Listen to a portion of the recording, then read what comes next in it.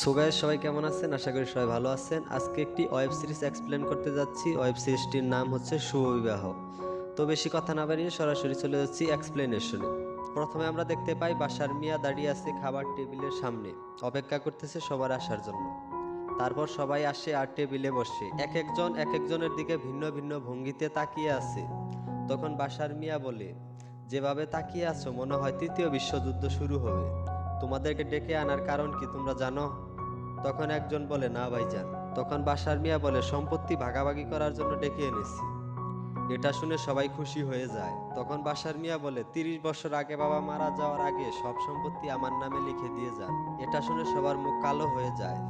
তোমরা সবাই ছোট ছিলে তাই তোমাদেরকে সম্পত্তির ভাগ দেওয়া হয় নাই। আমার বয়স হয়েছে তাই আমি যার যার ভাগ বুঝিয়ে দেব। সবাই খাওয়া শুরু করো। তারপর দুই পক্ষের দুইজন লোককে খাবার চেক করতে বলে। তারা খাবার চেক করে এবং বলে খাবার ভালো আছে।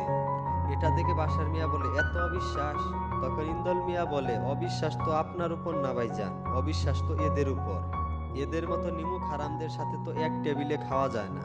তখন সাকিব সিদ্দিক বলে, মামা তাদের মুখ সামলিয়ে কথা বলতে বলেন। এটা শুনে আরোহী মিম বলে, বড়দের মাঝে ছোটদের কথা কিসের? তখন মোত্তালেব মানে চাষি আলম বলে, সবাই চুপ কর, ওরা তো নেরি কুত্তার মতো। তখন হাসান বলে, কি কইলা নেরি কুত্তা আমরা? তুই চিনোস আমাকে? এটা বলে পিস্তল বের করে।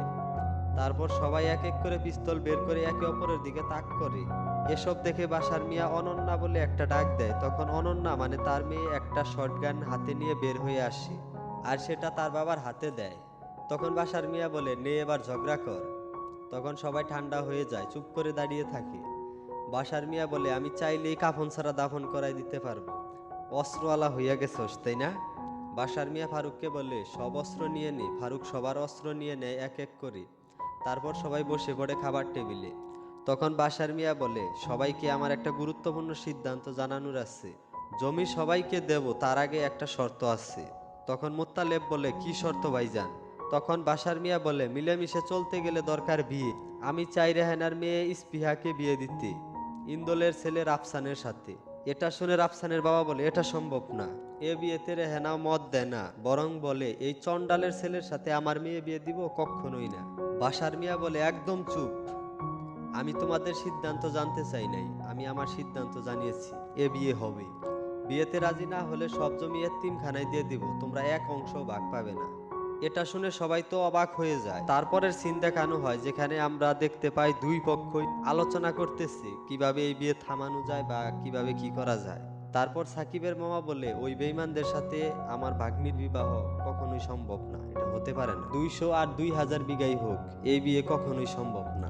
তখন সাকিব বলে, ওরা তোমার সাথে কি করেছে আমি সেটা ভুলি নাই। ইন্দল মামার শালিকার লগে তোমার 9.5 মাসের প্রেম ছিল, তারা পারতো না তোমার সাথে তার বিবাহ দিতে? কিন্তু তারা সেটা করেনি। সে কি করলো, তার আপন ভাই মুত্তালেব মামার লগে তার বিয়ে দিয়েছে। তখন সাকিবের মামা বলে, তাইলে তোরাই কর, ওদের সাথে কোনো সম্পর্ক করা যায়? রাফসান এবং ইস্পিহা দুইজনই এই বিয়েতে রাজি নয়। তখন রাফসানের কাকা বলে, বুদ্ধি পাইছি, আমরা রাফসানকে বিয়ে দেব, তবে বিয়ে হবার পর সব সম্পত্তি লিখে নিয়ে রাফসানকে দিয়ে ওর বউয়ের ডিভোর্স দিয়ে দেব। তবে এটা কাউকে জানানো যাবে না, আমরা বাদে এই কথা যেন কেউ না জানে। এদিকে ইস্পিহার মামা সেম প্ল্যান করে। বিয়ে হয়ে যাবে, জমি দেওয়া হয়ে যাবে, তারপর ডিভোর্স হয়ে যাবে, খেলা খতম। সাকিব বলে, আমাদের প্ল্যান কেউ যাতে না জানে সেদিকে আমাদের লক্ষ্য রাখতে হবে। ইস্পিহার মামা বাশার মিয়ার কাছে আসে আর বলে, এবারও আপনার সম্মান রক্ষার জন্য এই বিয়েতে রাজি হয়েছি। মোতালেব মিয়া বলে, আমরাও এই বিয়েতে সম্মতি দিয়েছি। বাশার মিয়া বলে, গুড, ভেরি গুড, ঘটা কইরা বিয়ের আয়োজন করা হোক। ইস্পিহার মামা বলে, ঘটা করার কি দরকার আছে, একটা কাজী এনে বিয়া পড়াই দিলেই তো হয়। বাশার মিয়া তখন বলে, কি হইয়া যায় আর কি না হইয়া যায় সেই সিদ্ধান্ত আমার। মোত্তালেব মিয়া বলে, আপনি যা ভালো মনে করেন তাই করেন। বাশার মিয়া বলে, বিয়ে তো হবেই, বিয়ের মতো দেখা দেখি হবে, গায়ে হলুদ হবে, তারপরে বিয়ে। তখন মোত্তালেব মিয়া বলে, এই কয়দিন আমরা কই থাকবো ভাইজান? এত বড় বাড়ি থাকতে বলতেছিস, কই থাকবি? এনেই থাকবি। মোত্তালেব বলে, হাসান যেখানে থাকবে ওইখানে আমি থাকতে পারবো না। বাশার মিয়া বলে, কেন, তোদের সমস্যা কি? তখন মোত্তালেব মিয়া বলে, ওর নজর ভালো না, ও এখনো খারাপ নজর দিয়ে আমার বউর দিকে তাকায়। হাসান বলে, এই একদম খারাপ কথা বলবি না, মুখ সামলিয়ে কথা বল, নয় কিন্তু তোরে গুলি কইরা দিমু। তখন বাশার মিয়া বলে, এইসব গ্যাঞ্জাম করলে কিন্তু জমির ভাগ কাউকে দেব না, সবার ভিতরে মহব্বত পয়দা হোক, এটাই আমি চাই। তবে বুঝতে পারছি এতগুলো মানুষ এই বাড়িতে জায়গা হতে সমস্যা হইতেছে, আমাদের ছোট বাড়ি আছে, ওইখানে কেউ একজন থাকতে পারিস। এটা শুনে দুইজনই হাত তুলে। মোত্তালেব মিয়া বলে, আমি ওই বাড়িতে থাকবো ভাই। বাশার মিয়া বলে, হাসান তাইলে তুই এই বাড়িতে থাকবি। তারপর তারা সেখান থেকে চলে যায়। তারপর সেখানে ফারুক আসে আর বলতে থাকে, বড় সাহেব সত্যি কি সব সম্পত্তি এতিমখানায় দিয়ে দিবেন, মানে ঝামেলা হলে আর কি। বাশার মিয়া বলে, হ দিয়ে দিবি। ফারুক বলে, তাইলে আমার দিকটা একটু দেখেন, দুনিয়াতে আমার থেকে এতিম আর কেউ নাই। তখন বাশার মিয়া বলে, আমি এতিম বলি নাই, এতিমখানা বলেছি। ফারুক বলে, ওই তো আর কি। তারপর বাশার মিয়া সেখান থেকে চলে যায়। ফারুক মনে মনে বলে, ঝামেলা না হলেও তো হওয়াইতেই হবে, তার জন্য আমি ফারুক তো আছি। এদিকে স্পৃহা তার বয়ফ্রেন্ডের সাথে কথা বলতেছে। স্পৃহা বলতে থাকে, তুমি আমাকে ভালোবাসো, তবে আমি এখন তোমাকে ভালোবাসি না। আমার বিয়ে ঠিক হয়ে গেছে, আগামী 3 দিন পর আমার বিয়ে, কালকে আমার এঙ্গেজমেন্ট, এই বলে কল কেটে দেয়।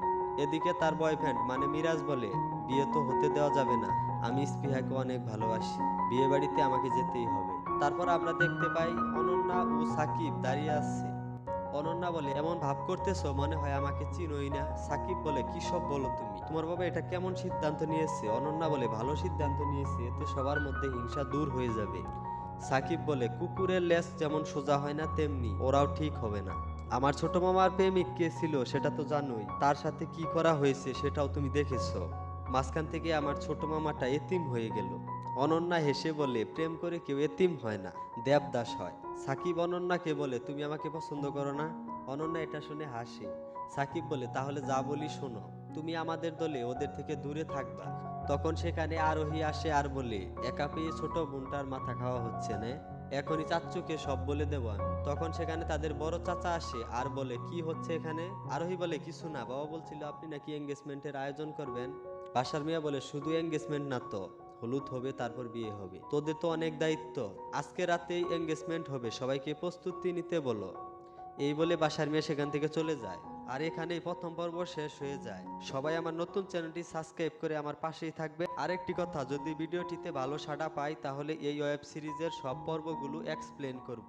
আপনারা কমেন্ট করে জানিয়ে যাবেন। সকলকে ধন্যবাদ জানিয়ে আজকে বিদায় নিচ্ছি। আল্লাহ হাফেজ, সবাই ভালো থাকবেন।